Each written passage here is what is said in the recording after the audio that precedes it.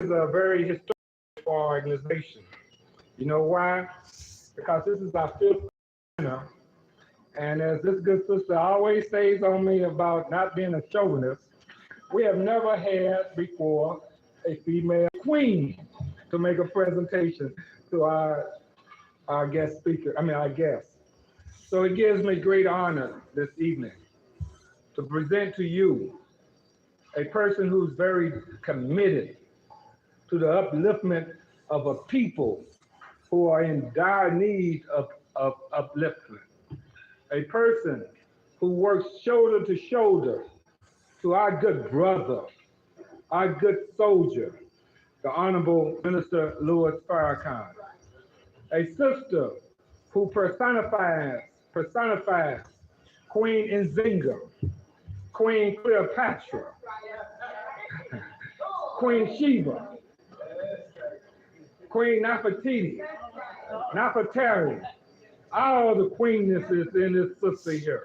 I give to you, my beautiful sister, my beautiful queen, Minister Sister Ava Muhammad.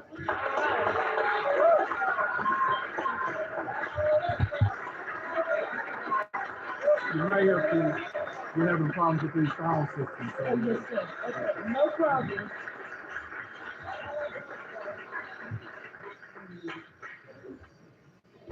In the name of Allah, I bear witness to the love of God. I bear witness that Muhammad is his servant. I greet my beloved brothers and sisters in the words of peace in the original language of our fathers of Encyclopedic, Farrakhan, and the nation of Islam. I am really, truly honored and thank each and every person in this room for taking the time out to come and support one another, because every little bit of work that you do in the cause of the upliftment of your people, you really do for yourself. In fact, the Holy Quran says, and I quote, "Whatever you do of good, it is for yourself." At this 5th annual Unity Dinner, the question we want to ask is, what do we have in common with one another beyond our black skin? I think that it always behooves us to do a quick review of our history. The Honorable Elijah Muhammad has written that history rewards research. How does it reward research? It gives us insight into the motives of men and explains to us what motives the actions of men have sprung from. Let's look briefly at what we have in common. The forced and illegal immigration of our forefathers reduced upon entry into this country to the status of subhuman chattel. There are few, if any, persons in this room who came into this country voluntarily through the immigration procedure. We have suffered through the treatment of our parents irreparable damage to the psyche of their descendants, which is you and I. Enforced slavery and inhuman treatment, destruction of cultural patterns, destructions of all of our bonds, loss of our language, loss of our God, loss of our religion, loss of our family structure. And so there's no need to wonder why it is difficult for us to get along. It is not our fault, beloved. That does not mean we are relieved of the responsibility to overcome the difficulties that impede our coming together, but it is important that we understand our history. In a recent lecture called A Torchlight for America, the Honorable Louis Farrakhan shared some words with the American people that I want to share with you tonight. And I'm going to read this excerpt to you from the Final Call newspaper. And this is a very clear statement and expression of the condition of America as we live in it today. He says, within the walls of this country, there are two Americas, separate and unequal, white and black, including non-whites. When we say black people or original people, that also includes our Latino brothers and sisters as well as the Native American. He says, in order to reconcile these two Americas, the American people must come to terms with the limited vision of the Founding Fathers. The Founding Fathers of America did not envision the current population profile, meaning that they founded this country for the Caucasian people. He says the Hispanic people are growing, threatening the majority status of the whites. Those who desire to maintain the old vision of white rule under the name of democracy and pluralism will no longer be able to continue the subjugation of non-whites. Now is the time for freedom, justice, and equality for those who have been deprived of it. Even though America claims to want change and renewal, she must deal with the basis of this country's woes. Either she must evolve from the limited vision of the Founding Fathers and repudiate that vision, or America must admit that she believes in the true vision of the Founding Fathers, which was that the darker people will never be respected as equals in this nation. He has said in the past, and we must face this reality, brothers and sisters, that as long as we live with white people, we are going to live agenda, and that includes President Clinton, that encompasses your and my upliftment. That's right. We were not brought into this country for any other purpose than servitude.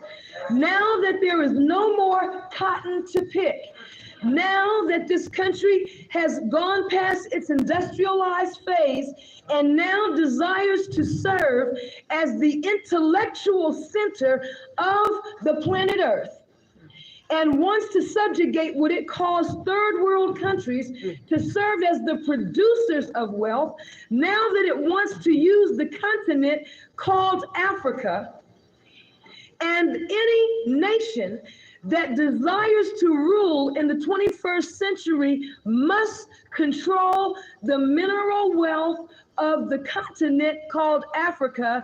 It is the plan of this country, the United States of America, to eliminate us.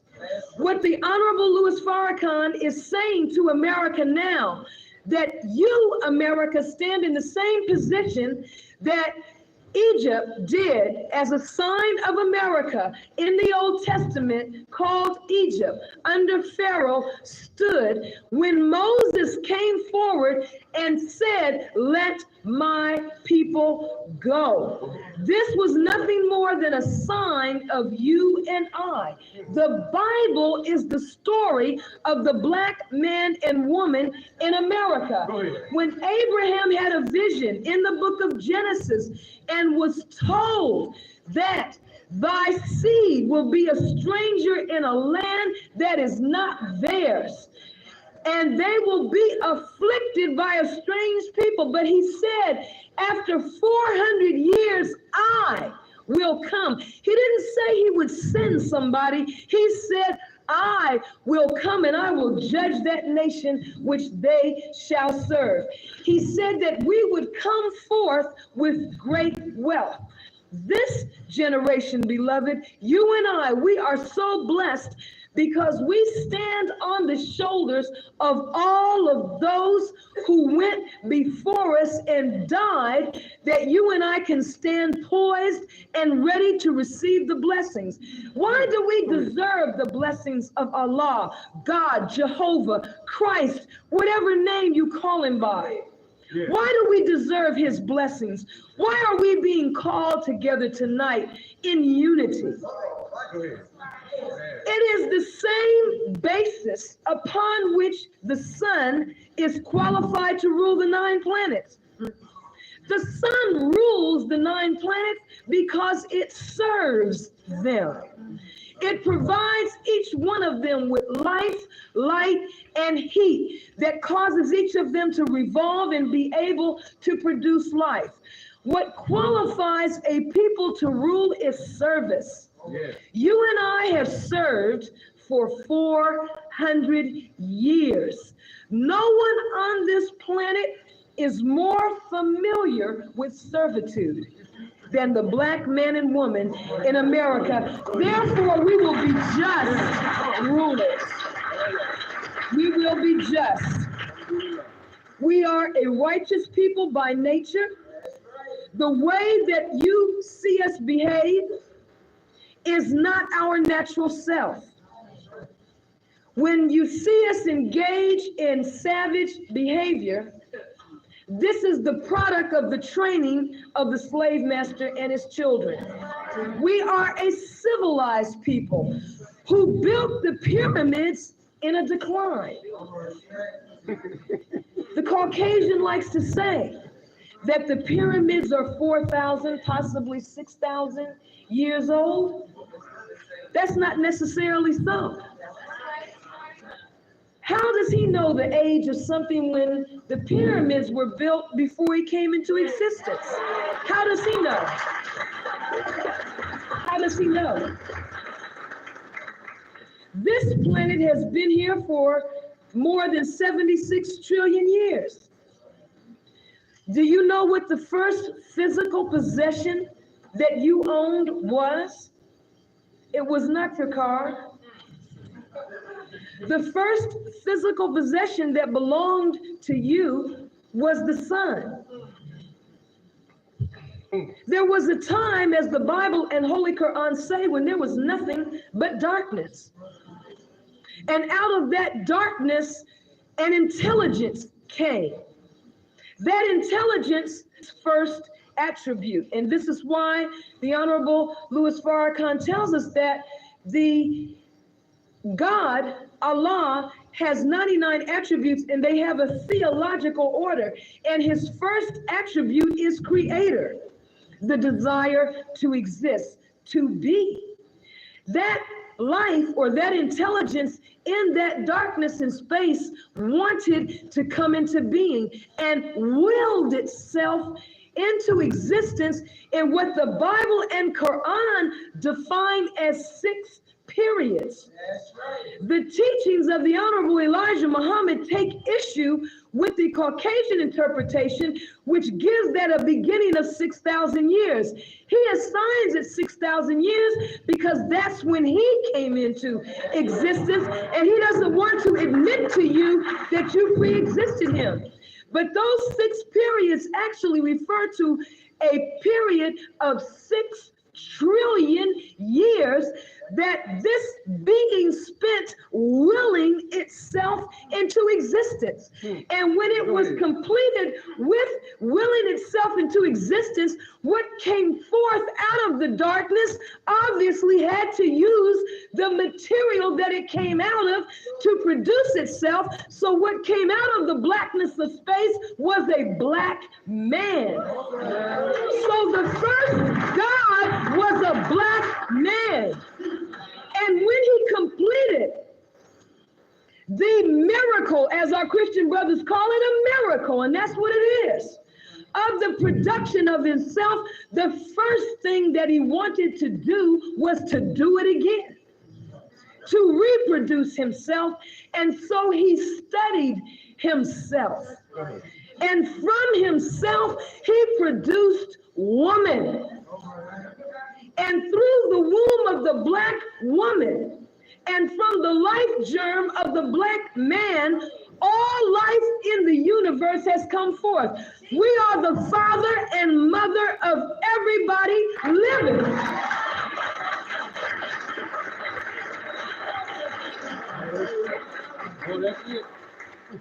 And this is why we are the rulers. That's not a racist concept.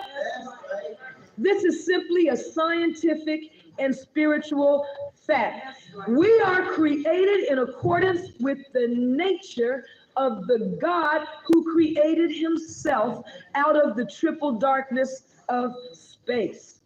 And when the pyramids were built, this was a means that our forefathers used to show the made race a sign of the supremacy, not superiority, the supremacy of the father and mother. This is why they are told in the Ten Commandments to honor thy father and mother, that thy days in the earth may be long. When Moses brought them the law, this was given to them by the Creator. He was saying to them that if you respect the original people, the black man and woman, you will be able to stay a longer time on the earth than you were originally designated to stay. They, of course, have breached, violated, and broken that rule without remorse.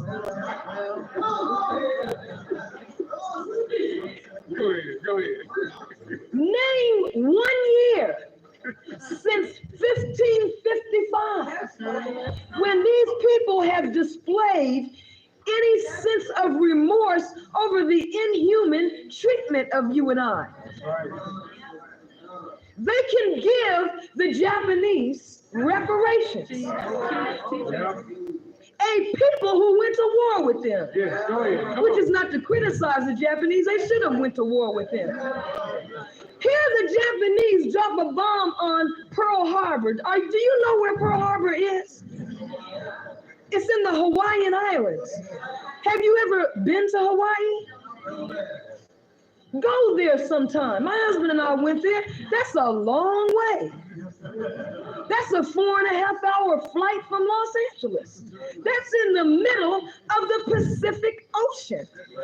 It is more logical for the Japanese people to claim the Hawaiian Islands than it is for the Caucasians here in the United States to claim it. They attacked us. Saddam Hussein has threatened us because he invaded Kuwait. Who named it Kuwait? It used to be a part of Iraq until the white man went over there and started dividing up that country.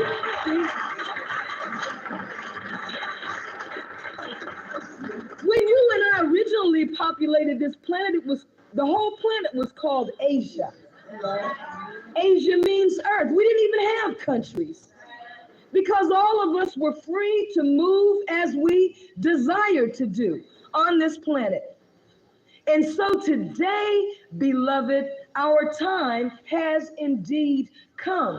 Yes. But the question that I wish to address briefly tonight is, what is our state of preparedness? Right. And I want to make it very clear that I'm not standing before you as someone who has mastered the laws that I want to share with you. There is a saying that you teach what you need to learn. And I'm just up here giving you and sharing with you some of the principles of divine law that I have learned that any one of us could stand up here and give. What's important is that we're here together and that we are spending a Friday evening engaged in constructive activity when your enemies would rather have you somewhere snorting coke across the hall doing what our beloved people are doing over there. But that's okay, we're gonna get them out of there. All praise to Allah.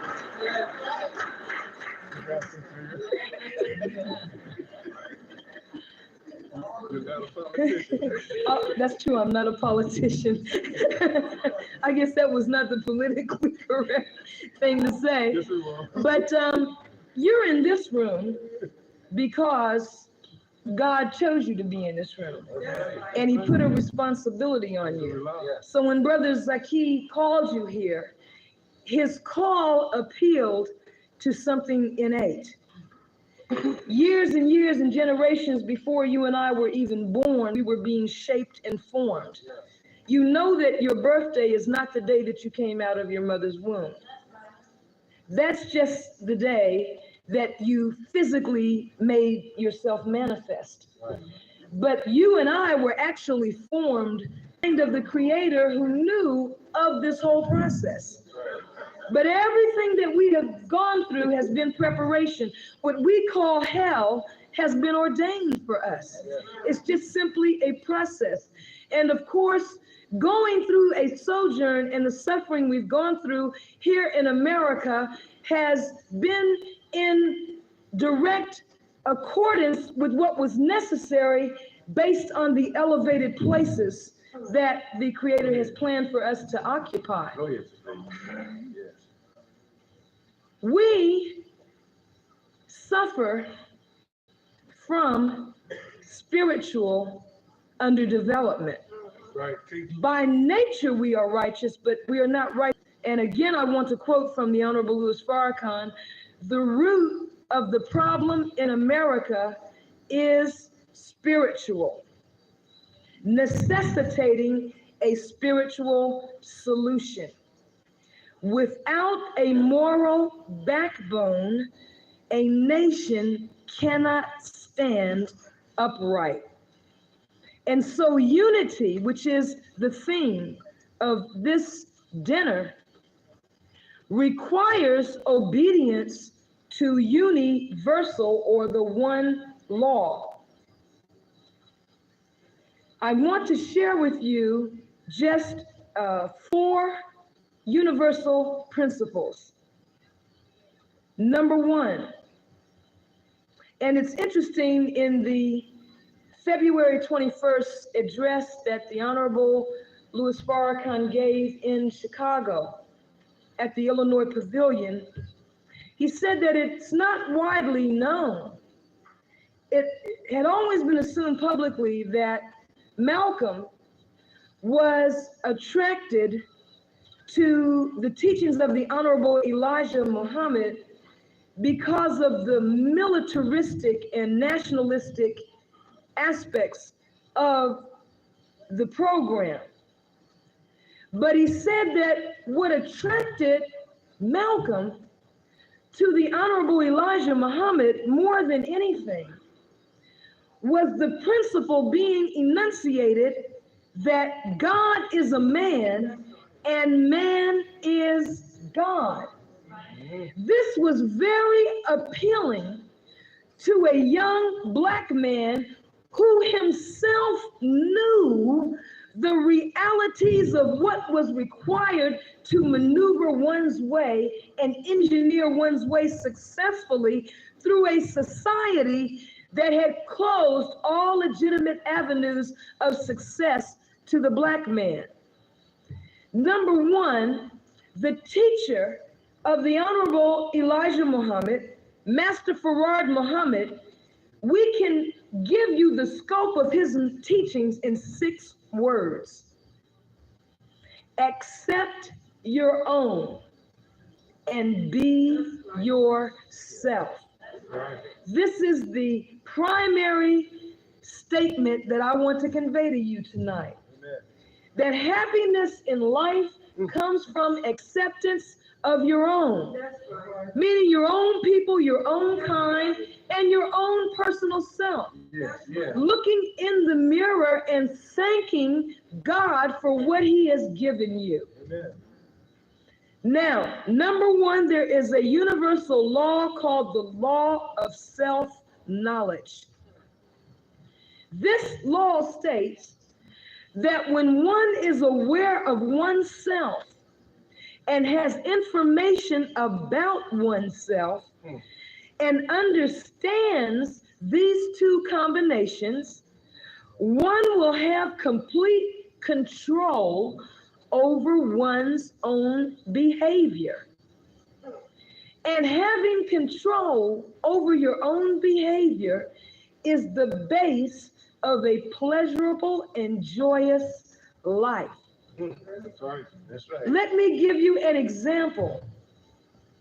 You go out one night drinking all night long, drinking and just having big fun, eating peanuts, picking up strange individuals, bringing them home, and just having a great time.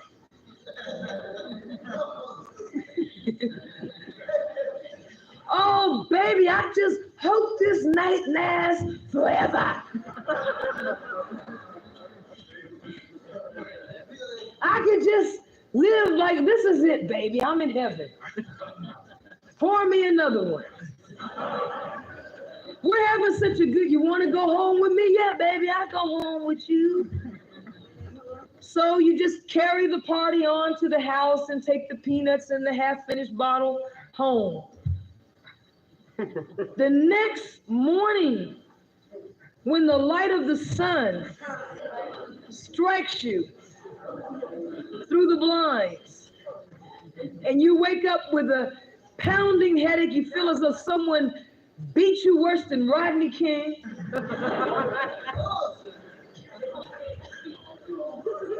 And you turn over in pain, and here's some strange creature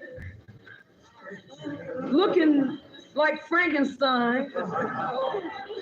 It's amazing what night shadows do to the appearance versus the light of day.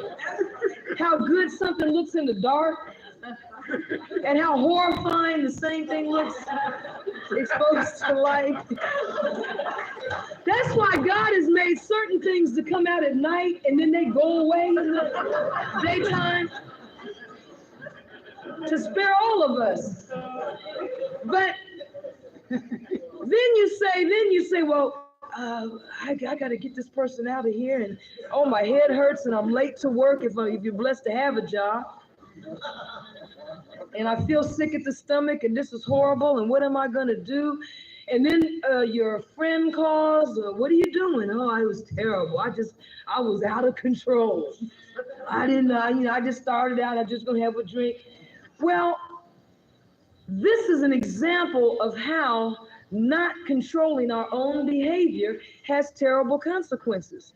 Now, not to mention what these kind of evenings are doing to the liver, what they're doing to the blood system, and eventually at the young age of 50, 60, 70, we're out of here. When the great patriarchs were living to be as much as 1,000 years old. Noah, according to the scripture, 60 years old, and was reproductive all of those 960 years. I did not know this brother personally, but I guarantee you, he was not found next door. Now, you can have it either way. You can either have these little short-lived one-night stands and be out of here in 40 or 50 years with a spotted liver in pain, or you can be here 900 beautiful years. But it's going to require discipline, and it's going to require submission to the dietary laws of nature that the Creator has given us. So number one, we need to be aware of ourselves, and we need to gather and be aware of information about ourselves. Number two, after the law of self-knowledge, is the law of self-organization. And before I leave that law of self-knowledge, there is a sister in Michigan, a Dr. Jewel Pookrum. I don't know if any of you know of her. She is I'm sorry? Yes. And she is a gynecologist and a surgeon who specializes in treating Black women who suffer from uterine fibroids. And by the way, uterine fibroids and prostate cancer in the male and uterine fibroids in the female are increasing at an alarming rate among the blonde under the guise of an advanced social behavior, and that's in the way we eat and the way we live. And what this sister is saying to us is that it is important. Some people say, well, so what? We're all the same, black, white, green. I hate when they say that. Green, purple. I have all kinds of friends. But the point is, you and I are constructed differently from the Caucasian people. And I'm saying that they can even eat things and do things that you and I can't do, just like you can lay out in the sun. And you have melanin that allows you to absorb the vitamin D from the sun and filter out the harmful ultraviolet rays. They don't have that. Well, on the other side of that, they have a medical system that is designed for their anatomy and not for yours. So self-knowledge is a very critical thing. You also have to know what you need from the white woman. The black man's diet has to be different from the white man. So it's critical that we follow the law of self-knowledge if we are going to live long. The law of self-organization states that self organizes self. Every person is governed by an electromagnetic and biogravitational field that surrounds the physical body. This field is made from the activity of the conscious and subconscious minds, both past and present, which together form a blueprint for both the physical and mental self.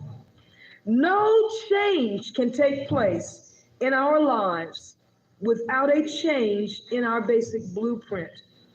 So if we are not satisfied with the level of success that we have achieved in life, it's because we're not properly organized. Because God has ordained that you be successful. But we are not properly organized because we are not taking conscious control over self. Once we control self, we will automatically control the environment. Third is the law of personal value. One of the biggest mistakes that we make is to underestimate our own value. And again, this is manifested in how we treat ourselves. We feel that smoking 3 packs of cigarettes a day, what's wrong with that? I'm not hurting anybody. This is something I choose to do.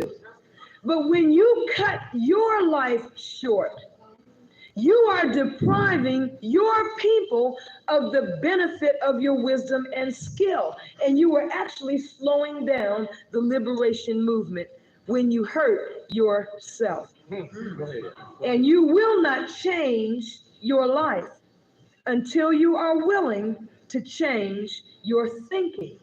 Once you change your thinking and begin to have a high level of self-esteem and accept your own greatness as a vicegerent or representative of God on the planet Earth, then you will begin to organize yourself around that personal value.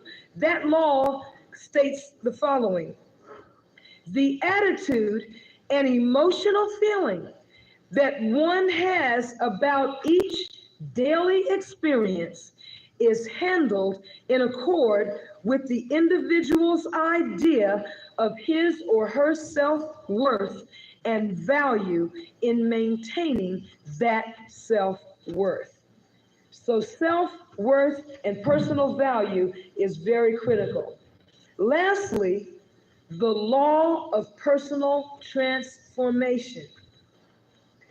This is very important to us in this hour. This law is as follows. When something new appears in one's life, that totally disrupts one's normal lifestyle. One must let go of old patterns, beliefs, mannerisms, and activity. Go ahead. Whatever the new experience is, it must be embraced. Otherwise, growth is held back, atoms cease to flow, and the person experiences ill health, chaos, and a loss of the benefits he or she was to earn from the successful struggle with the new experience. I think that that law speaks for itself. You and I are not going to have success trying to find peace within the confines of a system of slavery. One generation, sooner or later, will have to be willing to make sacrifice. Now, let's be honest, brothers and sisters. I'll be honest with you if you'll be honest with me. Can we be honest with each other? We like the comforts of Western technology, don't we? Don't we? We like cellular phones. We like VCRs. We like 52-inch screens. Have you noticed that every year the screens are getting wider and wider and wider? We love the fax machine. We have nothing to fax to anyone. We're not really doing anything. We love Federal Express. We love having a phone card. We love wearing a yacht cap, never been near a body of water, much less on a boat. We love cable television. And above all, we love that little remote control. Nowadays, we come home, we love that microwave, love to nuke that food, love a roasted turkey in 3 minutes. Haven't yet felt the effects. Now, I don't understand why you don't know this white man yet. Now, he's giving you this microwave, and he's fixing dinner in 5 minutes. But in 20 years, when your children have 3 heads, the Brookings Institution is going to say, oops, the microwave ovens that you all were using 25 years ago, there was a little problem with that. We didn't realize that radiating food was going to make you grow 4 more sets of teeth in your elbow. Did you know that they have a new form of cooking now that's faster than the microwave? Have you heard about it? It's called flash bake. Now they heat the food at the same level of radiation as the sun itself. They can cook you a Chicago-style deep dish pizza in 30 seconds. That's frightening, isn't it? But this is good because now you just come in the house, grab your pizza out of the flash bake oven, fall out on the couch or in the bed, flick on the satellite dish now. Cable is yesterday. Everybody wants a satellite dish. You've got 60 to 70 stations on cable, and there is nothing on. Now tell me I'm wrong. Now why is this happening? Your slave master's children know that it's time for us to rule. They know that this generation is genetically programmed to be in charge. This is why these children run up on police cars and turn them over with their bare hands. They are so full of divine energy And that energy needs to be directed. But what the white man has done very wisely is understanding the black man's need to be in control. He put the control in his pen. But it's called remote control. Remote means something distant or far away from its true source. Go ahead. So while the white man controls what goes on the television, we have remote or distant control, meaning we can only choose from among the programming that he has on the television.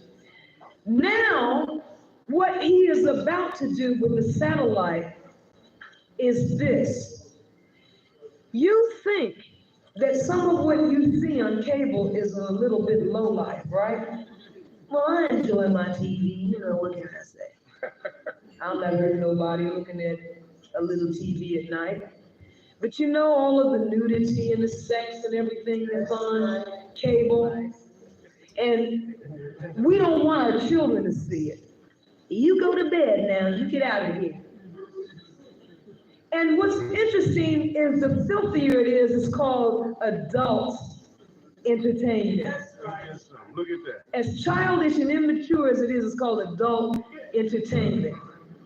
And I never understood this concept must be accompanied by an adult. So what, a 13-year-old can go with a 40-year-old to watch filth and it's okay? But anyway, if you think that what's on cable is low down, wait until what the Europeans have comes over here. The Honorable Elijah Muhammad always says, you cannot fathom the depths of Satan. Now, you thought you knew the concept of being freakish until you heard about Jeffrey Dahmer.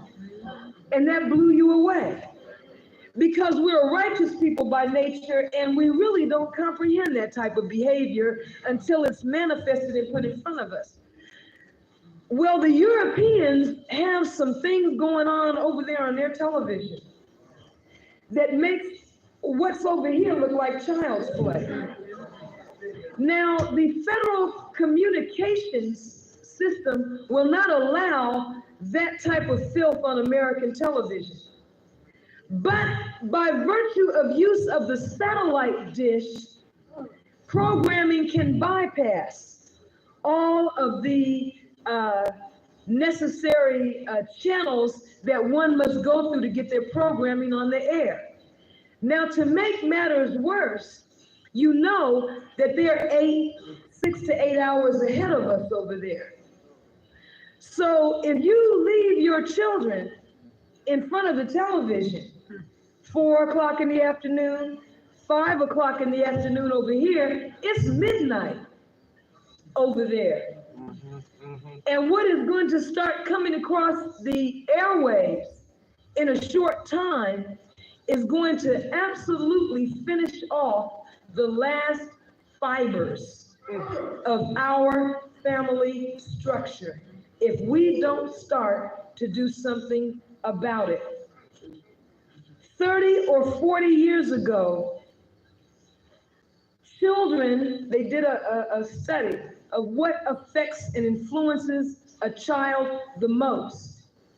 And the number one thing that a child was influenced by, and the number one source that the child sought approval from, was the parent, followed by the church, followed by the school.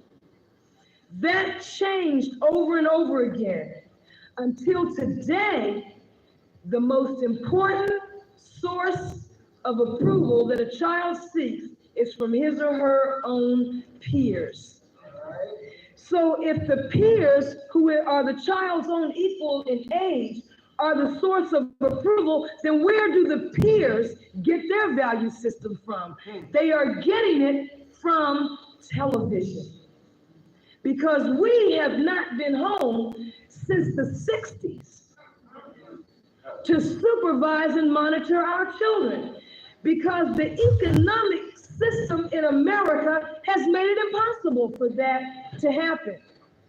So when I say sacrifice, brothers and sisters, I'm talking about families sitting down and talking about income versus humanity. Yes, come on. And talking about making some serious sacrifice that can be made easier for us if we would begin to submit to the natural laws of the Creator. We're going to have to give up a lot of the things that we consider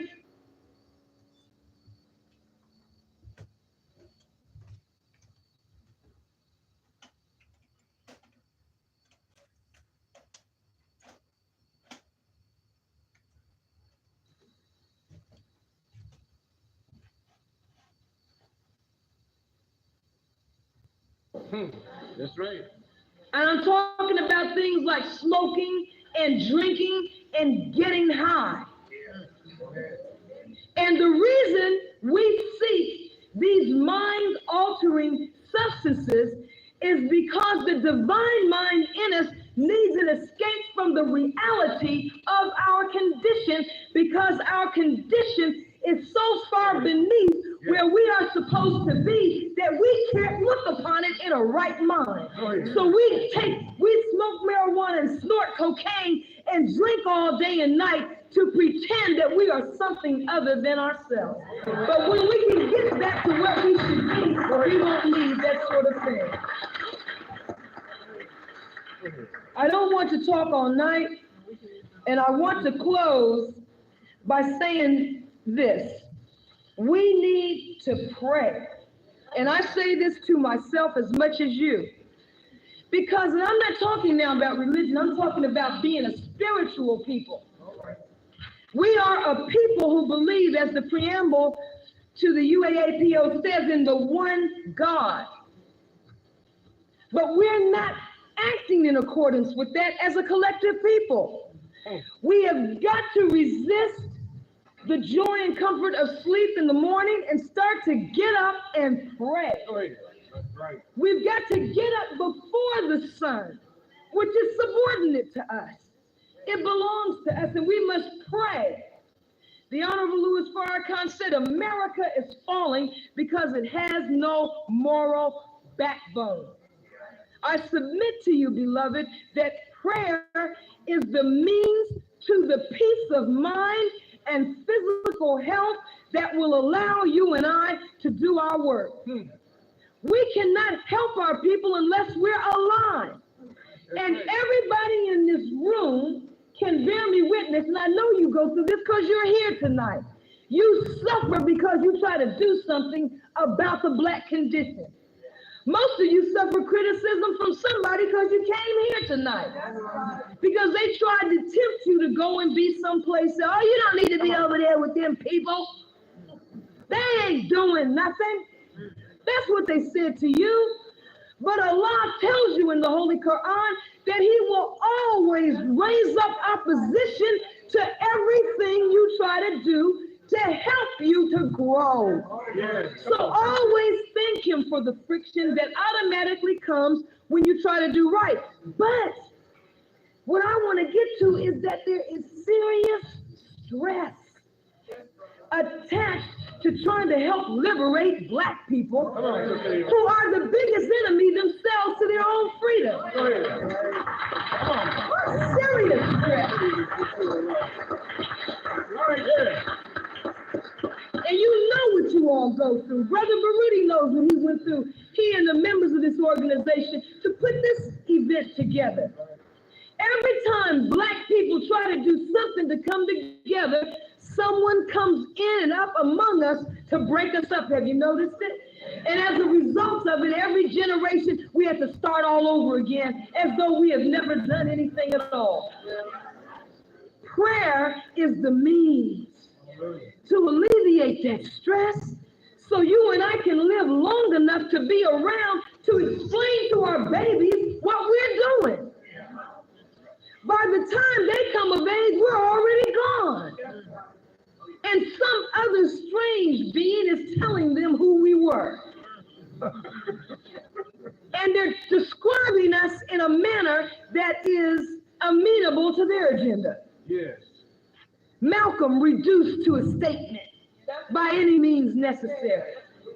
Dr. King reduced to, I have a dream. That's right. When anyone literate who would read the entire speech that he gave at the March in Washington in 1963, he condemned America, in essence, for her treatment of her ex-slaves. He didn't end up dead 5 years later because all he ever said was, I have a dream. He was gunned down at 39. That's right. Malcolm gunned down at 39. And it's very interesting that the Holy Quran says man reaches spiritual maturity at 40. What is it that white people know about black people that we don't want to know about ourselves, that he gets that gun out and blows us away just before we reach the peak of our productive years? Mayor Harold Washington dead of a heart attack. Nobody in the room with him but his white press secretary. But we have to accept it because he followed a dietary regimen that was consistent with dropping dead of a heart attack. But white people made up their minds generations ago, there'll never be a black mayor of Chicago. This is what I'm saying. We've got to pray to our Creator, not only for strength physically, for strength spiritually, but for the mental level of consciousness to be aware and know how to fight with those who fight with us. We must learn to concentrate and project our attention all the way straight through this physical plane we live on and go all the way through to the fourth dimension and beyond. The black man's history and his calendar is not written in the same way that the Caucasian calendar is. You know how the Caucasian calendar is done in boxes with little numbers? April 1st, April 2nd, April 3rd. We don't even record days on the black calendar. We don't even record years. We record history every 25,000 years. And every 50,000 years, there's a universal change which we record. But we don't deal with days because we follow the mind of the Creator. And we write our history beginning with the future. And we move back from the future to the present because when we're in our right mind, we can project ahead into the future and see what the Creator has in mind for us, and then we can act accordingly. When we pray, we come in touch with the superconscious mind, the self-accusing spirit. The reason that Noah, Methuselah, all of the great patriarchs lived for so many years was because they did, as the Christian brothers say, let go and let God. When we pray, we reserve in storage the massive power of the brain. We don't burn our own tissue cells. We draw on the power of the eternal force. When we try to think out our own problems based on our little pinhead knowledge, we burn up tissue cells. And after burning up tissue cells, we still don't know what to do. So after 50 years of eating wrong, thinking wrong, walking around crazy, we're out of here. But if we would let go and stop trying to think our way out of this and let the Creator think for us, then we will reserve those tissue cells and then we can live upward to 1,000 years. We can do this within the next 6 generations for our children. If we would decide tonight that we are going to overcome all of the little petty differences that keep us apart, stop gossiping and slandering one another, stay off the telephone, use the telephone for messages and to do business, and not stay on the phone 3 or 4 hours. Girl, did you see that?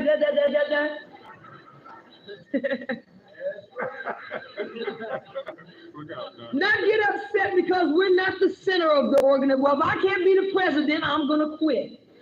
If I can't be the soloist in the church choir, I'm going to leave the church. This is how we think. Soon as we can overcome the need to be number one. Every one of us is going to have our moment. This is guaranteed. Just don't worry about who's going to get the credit. Go on and get the work done, and all of us will be the beneficiaries.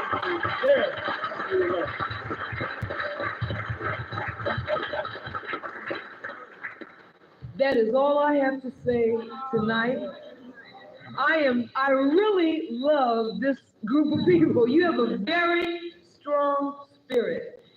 On behalf of the Honorable Louis Farrakhan and the Nation of Islam, again, it truly humbles me to be invited here to speak to you and to share fellowship with you. Again, I want to thank my beautiful brother, Zaki Baruti. We want to keep this brother alive, well, and healthy. Protect him, look out for him, back him. Because this is the type of mind that we need among our people. And you are too. So tonight, when you go home, before you go to bed, look in that mirror and love what you see. And thank Almighty God Allah for what He has given you before you ask Him to give you more. Thank Him for what you already have. May Allah bless us all with the light of understanding as I leave you in peace. Assalamu alaikum.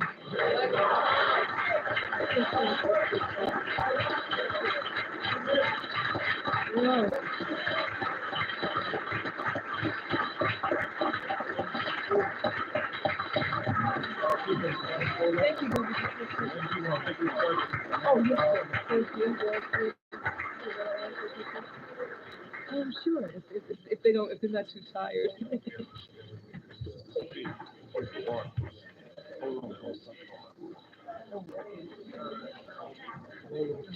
Oh, okay. So much for the minute. Oh, boy. It was worth all that hard work we had to do.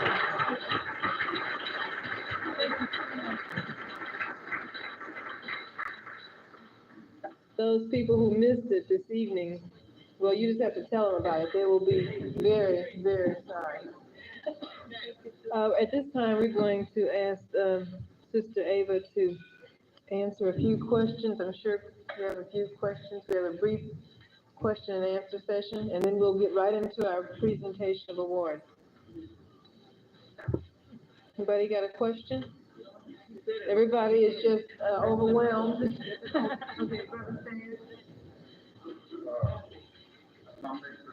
Like a salon.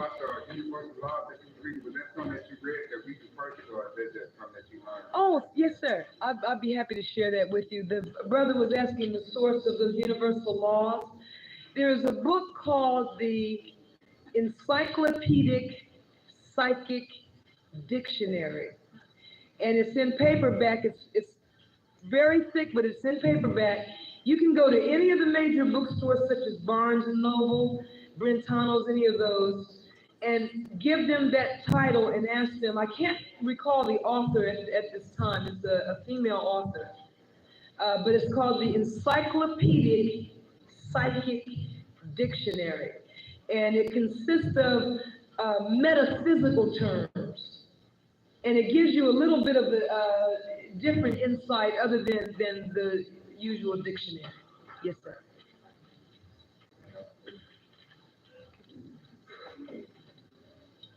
Another question?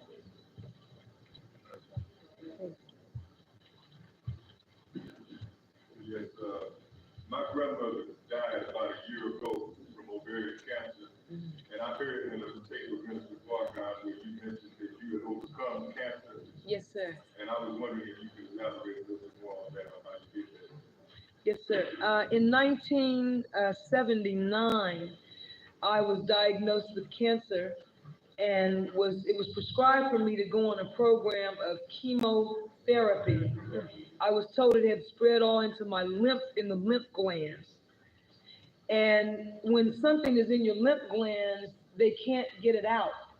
They can't remove it surgically. And of course, when I say that, I'm speaking totally within the context of Western medicine. And I was put on what is called a 5-drug treatment program with very powerful drugs such as methotrexate and Cytoxin, things that really tear down the body's immune system. And I'm an attorney. I was practicing law. I just come out of law school, and I was just having a good time in New York City. And when this happened to me, it was devastating. But it goes back to what I was reading about. When experiences come in life, if you can survive them, you learn from them.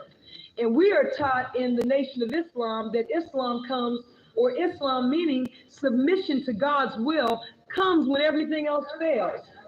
And when the physicians told me, well, we'll put you on chemotherapy and you might live about 18 months. And I'm like, oh no, there's no way.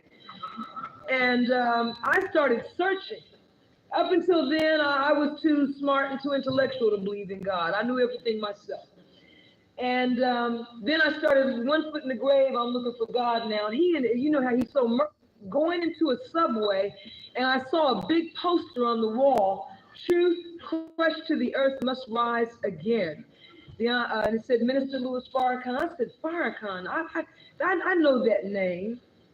He was in the Nation of Islam. I said to myself, whatever happened to those people, the Nation of Islam? Because I was the 70s version of the fly girl, so I always liked the Muslims because I was always conscious of my blackness, but I said, I'm not going to dress like that, I'm not going to do that, whatever. But I said, Farrakhan, that name, I need to go hear him.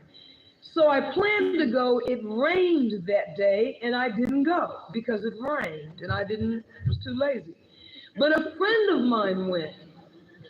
And my friend got all of the minister's tapes and books. And I said, oh, you were a fool. You went and bought all that stuff. And the book that he had on top of his stack was Message to the Black Man. And I opened that book, and I stayed up all night reading that book. And a couple of months later, Minister Farrakhan returned to New York, and this time I went. And when I heard him speak, it was on a Friday evening in November of 1980, and he said to the audience, I can't remember the title of the lecture, but he said, some of you are sick. And somebody must have told him about me. That's really nice. That's good. And that Monday, and I was just totally taken by everything he said. And the following Monday, I went to my oncologist and I said, I found someone else. I'm leaving. And I walked away from the treatment. And I immediately changed my diet. I stopped eating red. First thing I stopped, I was a big eater of meat and sweets and just about everything. I didn't eat too much pork, but I ate some pork. And the Bible and Quran says no pork. No pork. It's divinely prohibited. I don't want to hurt anybody's feelings, but Jesus said you can't enter the gates of heaven if you partake of the swine flesh. What does he mean by that? The pork leaves 3 layers of dead flesh on the brain. Heaven is in the upper regions of your own mind. And when you eat this particular animal, you are putting into your system flesh that works against the life that is within you. So that's why you can't enter the gates of heaven if you partake of this animal. So you don't need it to live. Just leave it alone. So I left that alone totally. That in and of itself will make a drastic change in your life. If you don't do anything but that, just stop eating pork. It will make a drastic change in your life. Because remember, you are what you eat. So anyway, I immediately came into the fold of the circle of Islam, and I was given 18 months. That was about 12 years ago. Okay, and all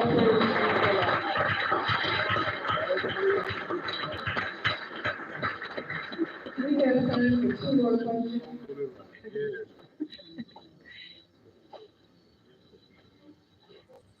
Okay, seeing none, we'll just move. Could I?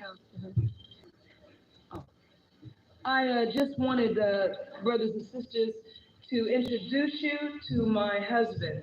That's Brother Darius Muhammad, standing in the gray suit with the red rose. That's my husband.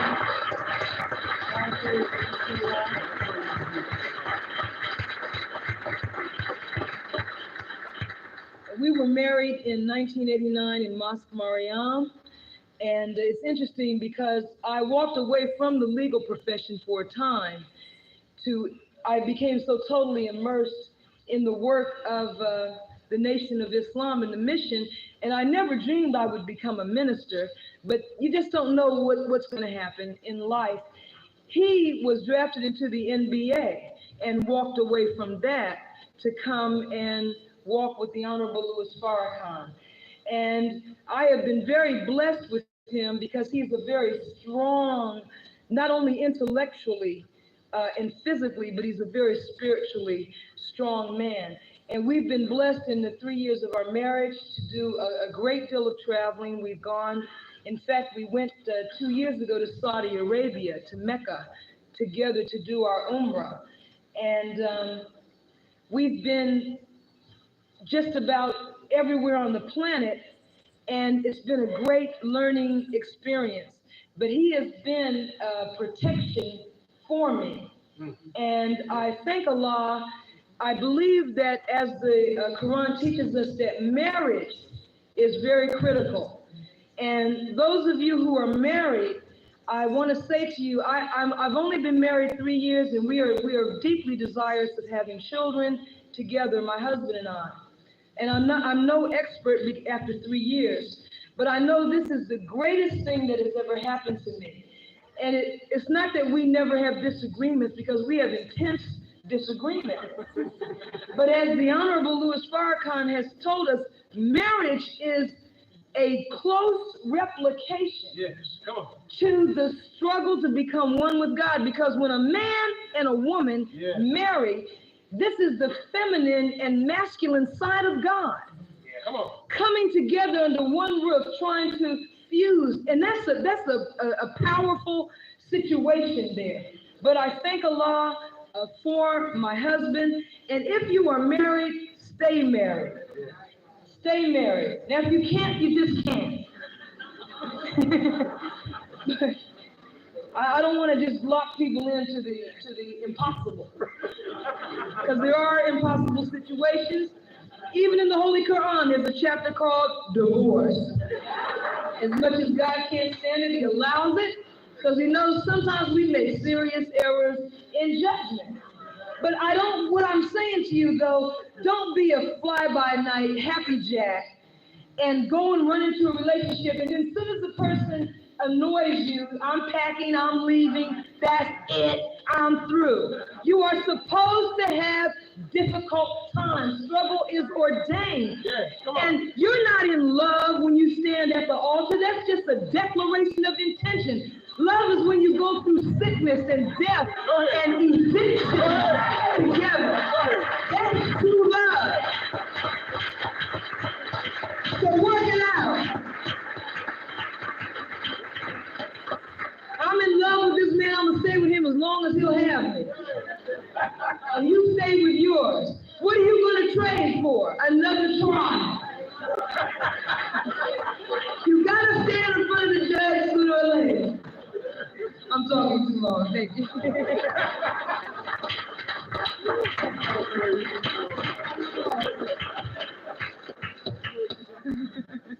We know he must be a dynamic brother to have a sister like this. We can't see you back there. Could you come forward so everybody can see you, brother Darius Muhammad? Come up here so we all can see you. Whoever.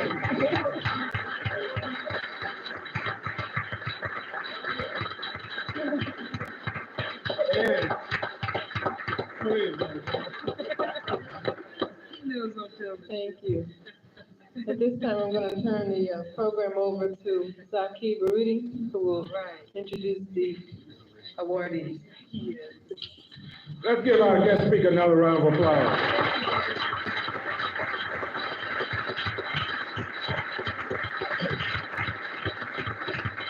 was very, very inspirational, very meaningful, and I hope that everybody really reflect upon the words of wisdom that was provided.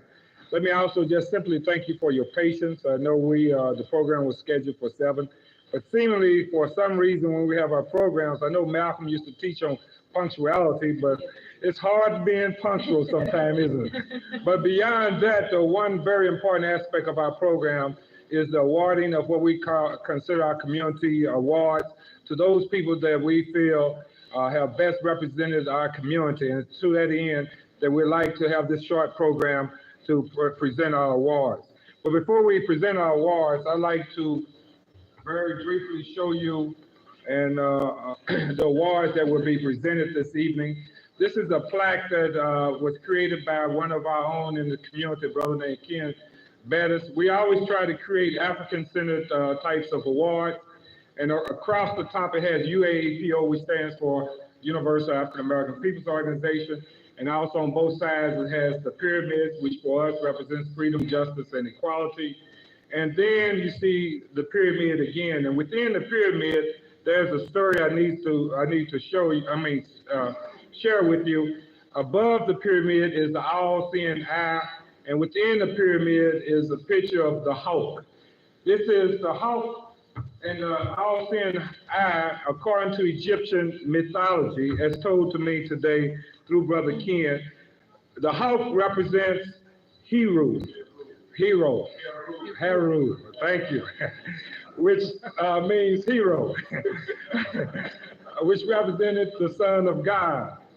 The symbol of the hawk was used because the hawk in Egyptian mythology was a very trainable bird, and is a bird that represents spirituality. And we feel that our awardees this evening represent spirituality. The all-seeing eye, that story comes about because Hero, the Son of God, right eye was put out in a battle with Set, who is, I guess, is equivalent to the devil. Okay, and because his eye was put out, which was his right eye, he had to use his left eye, which was the remaining eye. And that represents a person making use, when you use your left eye, you use your right brain. And which, according to Egyptian mythology, the right brain is that which is the closest connection to that of God. And it is to that level that we feel that, again, our awardees, and as our motto say, one God, one goal, one destiny, we're looking for people who best represents the interests of God. Yes. And being God-like is about the business of helping our people from the wretched conditions that they're in. And that's to that end that we are now ready to present our awards.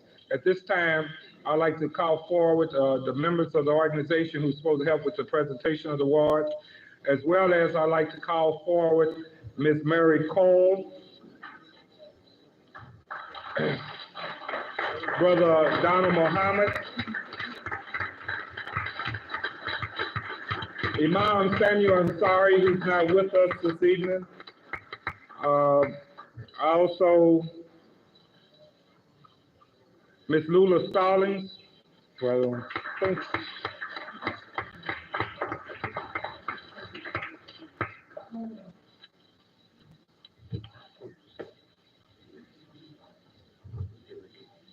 Oh, one other thing, because we originally had another concept of an award, but sometimes the best laid plans go astray.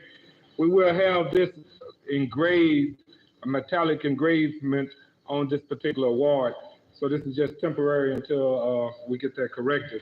At this time, we'd like to make our first presentation to Ms. Mary Cole. Ms. About.